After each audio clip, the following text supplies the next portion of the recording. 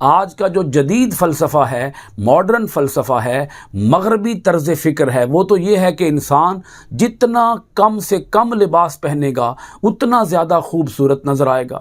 آج کی جو خوبصورتی ہے، آج کے ہمارے اس دور کی جو بیوٹی ہے، وہ بیوٹی تو لباس اتارنے میں ہے، لباس پہننے میں نہیں ہے۔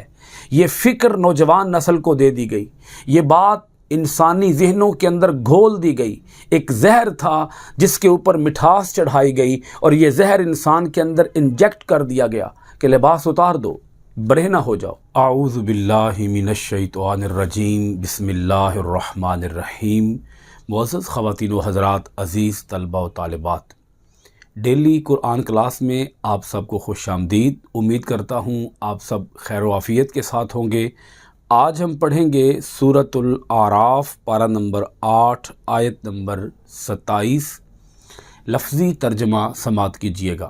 یا بنی آدم، اے اولاد آدم، لا یفتننکم، نہ فتنہ میں مبتلا کر دے تمہیں، الشیطان، شیطان، کما جیسے، اخرجا نکالا اس نے، آباویکم تمہارے ماں باپ کو، من الجنتی جنت سے، یانزغو اتروا دیا، عنہما ان سے، لباسہما ان دونوں کا لباس، لیوریہما تاکہ دکھلا دے ان دونوں کو، سوآتہما ان دونوں کی پردہ کی جگہیں، انہو بے شک وہ، یراکم دیکھتا ہے تمہیں، ہوا وہ، وقبیلہ اور اس کا کنبہ، من حیث جہاں سے، لا ترونہم تم نہیں دیکھتے انہیں، انا بے شک ہم نے، جعلنا ہم نے بنا دیا، الشیاطین شیطانوں کو، اولیاء دوست، للذین ان کا جو، لا یؤمنون ایمان نہیں لاتے۔ معزز ناظرین کرام، آیت مبارکہ کا گزشتہ آیات کے ساتھ جو ربط اور تعلق ہے، اللہ رب العالمین نے گزشتہ آیات مبارکہ کے اندر حضرت آدم، حضرت حوا علیہ السلام کا جنت سے زمین کے اوپر انتقال کا پورا واقعہ بیان فرمایا کہ حضرت آدم علیہ السلام اور حضرت حوا علیہ السلام کو کس طریقے سے شیطان نے دھوکہ دیا اور وسوسہ اندازی کر کے حضرت آدم و حوا کو وہ جنت کے پھل کے، جنت کے درخت کے پاس لے گیا اور ان کے دل کے اندر یہ خیال ڈالا کہ وہ اس دانے کو کھا لیں۔ اس لغزش کی وجہ سے لباس اتر گیا اور آپ کو جنت سے زمین پر منتقل کر دیا گیا۔ اس کا پورا واقعہ آپ گزشتہ آیات کے اندر سن چکے ہیں۔ اسی کے ساتھ اللہ پاک نے لباس کی عظمت کو متصلاً، جو گزشتہ آیت ہے اٹیچ، جو اس کے بالکل متصل آیت ہے، اس کے اندر اللہ رب العالمین نے لباس کی اہمیت کو اجاگر فرمایا۔ ابھی ہم جو آیہ مبارکہ پڑھ رہے ہیں، اس کے اندر بھی اللہ کریم نے ساری نسل بنی آدم کو خطاب کیا۔ گزشتہ آیت کے اندر بھی پوری نسل بنی آدم سے خطاب تھا۔ ابھی ہم جو آیت مبارکہ پڑھنے لگے ہیں، اس کے اندر بھی پوری نسل بنی آدم سے خطاب ہے۔ اللہ کریم نے بڑی اہم باتیں، نصیحتیں، ہدایات نسل بنی آدم کو عطا فرمائی ہیں۔ یا بنی آدم لا یفتننکم الشیطان کما اخرج ابویکم من الجنہ، اے اولاد آدم، نہ فتنہ میں مبتلا کر دے تمہیں شیطان، جیسے نکالا اس نے تمہارے ماں باپ کو جنت سے۔ انسان کو اپنے ماں باپ کے طریقے بہت یاد ہوتے ہیں، اور اسی طرح جن اولادوں کو اپنے ماں باپ کے ساتھ انس ہوتا ہے، پیار ہوتا ہے، محبت ہوتی ہے، وہ اپنے ماں باپ کے دوستوں کو دوست رکھتے ہیں اور ماں باپ کے دشمنوں کو دشمن رکھتے ہیں۔ یہاں اللہ کریم نے یہ بات ارشاد فرمائی ہے کہ تمہارے ماں باپ کا ابلیس دشمن ہے، سو تم بھی ابلیس کو اپنا دشمن ہی ماننا، اپنا دشمن ہی سمجھنا، कहीं ऐसा ना हो कि तुम अपने माँ बाप के दुश्मन को दोस्त बना बैठो। ना फितना में मुब्तला कर दे तुम्हें शैतान। इसका मतलब क्या है? शैतान के फितनों से बच के रहना, उसके मकरो फरेब से बच के रहना, उसके बिछाए हुए जालों से अपने आप को बचाना। वो बहुत बड़ा मक्कार है, धोखेबाज है, तुम्हारा बहुत बड़ा दुश्मन है, बहुत शातिर है, चालाक है। तो उसकी फरेबकारियों से, उसकी वसवसा अंदाजियों से मुतनब्बे रहना, अलर्ट रहना, होशियार रहना, एक्टिव रहना। कमा अखराजा आबावईकुम मिनल जन्नह, उसने तुम्हारे माँ बाप को भी नहीं छोड़ा, वो तुम्हें कब छोड़ेगा? आदम व हव्वा को उसने नहीं छोड़ा। आदम व हव्वा को भी अपने जाल में फंसाने की उसने कोशिश की है और उसने वसवसा अंदाजी की है, उनके दिल के अंदर बुरा ख्याल डाला है। तो अलर्ट रहना, मुतनब्बे रहना, जागते रहना, होश में रहना और शैतान की फरेबकारियों से और इब्लीस की हीला बाजियों से इल्म हासिल करना कि हमने उसके हमले से कैसे बचना है। जैसा कि चोर को अगर सिर्फ इतना भी पता चल जाए कि घर वाला जाग रहा है तो चोर चोरी नहीं करता। अगर उसे पता चल जाए कि घर वाला मेरे बारे में जानता है, उसने मुझे देख लिया है, उसने मुझे पहचान लिया है, तो वो चोरी नहीं करेगा, वो भाग जाएगा। इसी तरह हमें शैतान की वसवसा अंदाजियों, फरेबकारियों, हीला बाजियों से, हीला साजियों से पूरी तरह आगाही हासिल करनी चाहिए, इल्म हासिल करना चाहिए। हमारे पास इतना इल्म होना चाहिए कि हम शैतान के हमलों से मुत्तले हो सकें, शैतान के हमलों को समझ सकें कि वो हमला कैसे करता है। जब हम उसके हमलों का इल्म हासिल कर लेंगे, इदराक और शऊर हासिल कर लेंगे और हम समझ लेंगे कि शैतान कैसे हमला आवर होता है और हम शैतान को पूरी तरह से जान लेंगे, पहचान लेंगे, तो उससे शैतान भाग जाएगा, शैतान हमारे ऊपर हमला नहीं कर सकेगा। अल्लाह रब्बुल आलमीन ने इरशाद फरमाया, कमा अखराजा आबावईकुम मिनल जन्नह, जैसे उसने निकाला तुम्हारे माँ बाप को जन्नत से, ऐसे ही कहीं तुम्हें भी वो जन्नत से महरूम ना कर दे, तुम्हें अपने साथ जहन्नम में ना लेके चला जाए। अल्लाह रब्बुल आलमीन ने यहाँ पर निस्बत जो शैतान की तरफ की है, उस निस्बत की वजह आपको समझ आ रही होगी, क्योंकि शैतान ने ही वसवसा अंदाजी की, शैतान ने ही आदम व हव्वा के दिल के अंदर ये ख्याल डाला कि वो जन्नत के दरख्त के पास जाएं और जन्नत का दाना या जन्नत का फल तनावुल करें। याज़िहु अन्हुमा लिबासहुमा लियुरियहुमा सौआतिहिमा। अल्लाह रब्बुल आलमीन ने यहाँ इरशाद फरमाया, उतरवा दिया उनसे उनका लिबास। एक तो उसने जन्नत से निकाला और दूसरा उसने उतरवा दिया उनसे उनका लिबास ताकि दिखला दे उन्हें उनके पर्दा की जगहें। ये है शैतान की बहुत बड़ी चाल। अल्लाह रब्बुल आलमीन ने शैतान की इस चाल से हमें आगाह किया। शैतान का सबसे बड़ा हमला ही यही होता है कि वो इंसान से उसका लिबास उतरवा देता है, वो इंसान को नंगा और बरहना कर देता है। आज के भी जो हमारे नाम निहाद जदीद किस्म के, मॉडर्न किस्म के दानश्वर हैं, आज भी वो यही राग अलापते हैं और दर्स यही देते हैं, लोगों को यही तलकीन करते हैं कि ये जो लिबास पहनना है ये तो दकियानूसी है, अपने जिस्म को पूरी तरह से कवर रखना ये तो जहालत है या ये तो कदामत परस्ती है, ये तो कदीमी दौर के रिवाज हैं। अपने आप को ढांपना, अपने आप को छुपाना, अपने जिस्म को नंगा ना होने देना, अपने जिस्म को कवर रखना, अपने आप को लिबास के ज़रिए, एक अच्छे लिबास के ज़रिए, उम्दा लिबास के ज़रिए, मुकम्मल लिबास के ज़रिए अपने आप को मुअज़्ज़ज़ बनाना, अपने आप को वक़ार देना, अपने आप को इज़्ज़त देना। ये तो वो कहते हैं कि ये तो बड़े पुराने फ़लसफ़े हो गए हैं। आज का जो जदीद फ़लसफ़ा है, मॉडर्न फ़लसफ़ा है, मग़रबी तर्ज़ फ़िक्र है, वो तो ये है कि इंसान जितना कम से कम लिबास पहनेगा उतना ज़्यादा खूबसूरत नज़र आएगा। आज की जो खूबसूरती है, आज की हमारे इस दौर की जो ब्यूटी है, वो ब्यूटी तो लिबास उतारने में है, लिबास पहनने में नहीं है।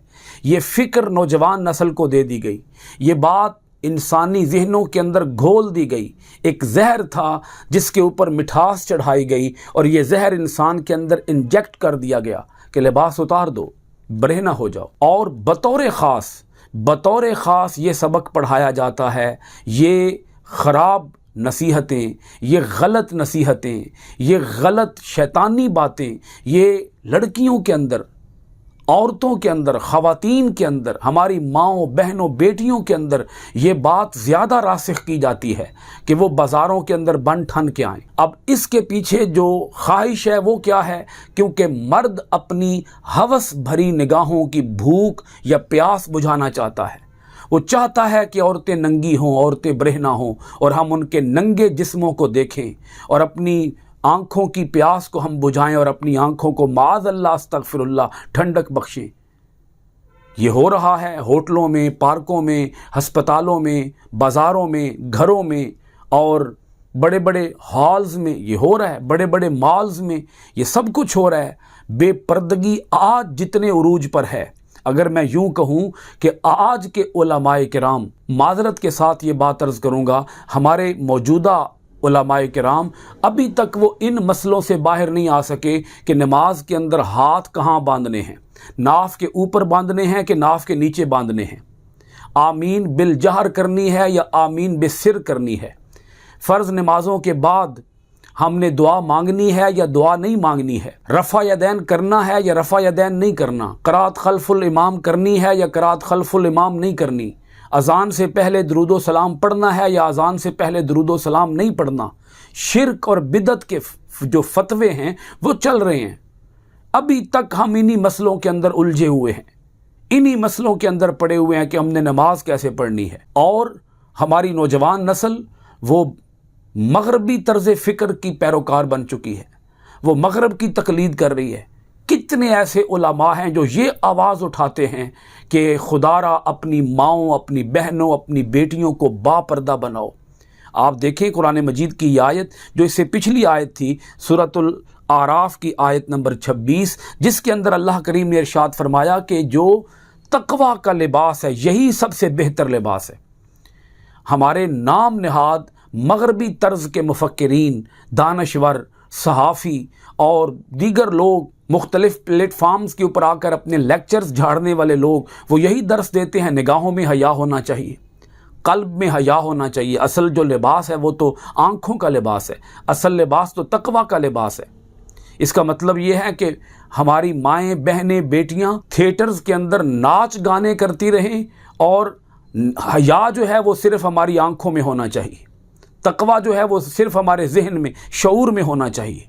اس کا مطلب یہ ہے ماؤں، بہنوں، بیٹیوں کو ننگا بنا دو اور اپنی آنکھوں کے اندر حیا پیدا کر لو بس۔ ایک عورت اگر بازار کے اندر بن ٹھن کے پھر رہی ہے تو اس سے کوئی اعتراض نہیں ہے، اس پر کسی کو کوئی تنقید نہیں ہے، بس تنقید ہے تو صرف یہ ہے کہ مرد اپنی نگاہوں کو نیچا کریں، مرد اپنی نگاہوں کو جھکا لیں، مرد نہ دیکھیں، مرد اپنے اندر خوف خدا پیدا کریں، اپنے اندر تقوی پیدا کریں، اور خواتین کو بے لگام چھوڑ دیں، خواتین پھریں۔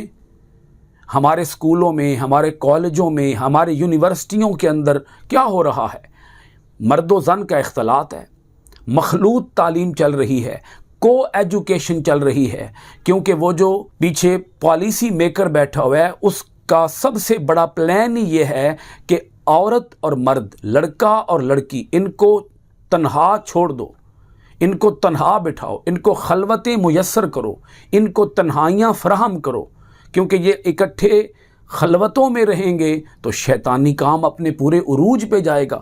اللہ رب العالمین نے یہی بات ارشاد فرمائی کہ شیطان نے اتروا دیا ان کا لباس تاکہ انہیں دکھلا دے ان کے پردہ کی جگہیں۔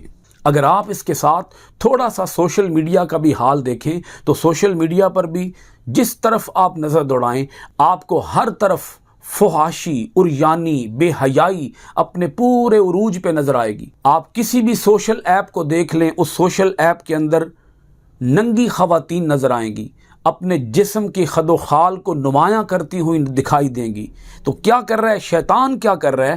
وہ چاہتا یہ ہے کہ دکھلا دے انہیں ان کے پردہ کی جگہیں، چھپانے کی جگہیں، جس کو ستر کہا گیا، جس کو چھپانا فرض کہا گیا، وہ لباس اتروانا چاہتا ہے، کیونکہ لباس اتر جائے گا اس کا کام آسان ہو جائے گا اور وہ نسل بنی آدم کو اپنے ساتھ جہنم میں لے کے جائے گا۔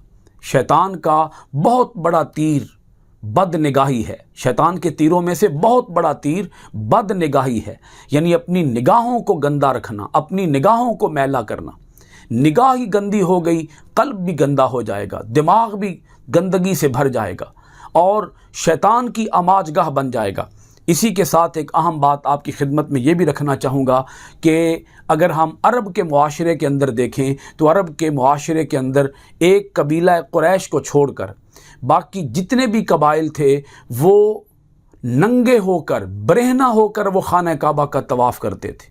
مرد تو مرد رہے، عورتیں بھی برہنہ ہو کر ننگے جسموں کے ساتھ خانہ کعبہ کا طواف کرتی۔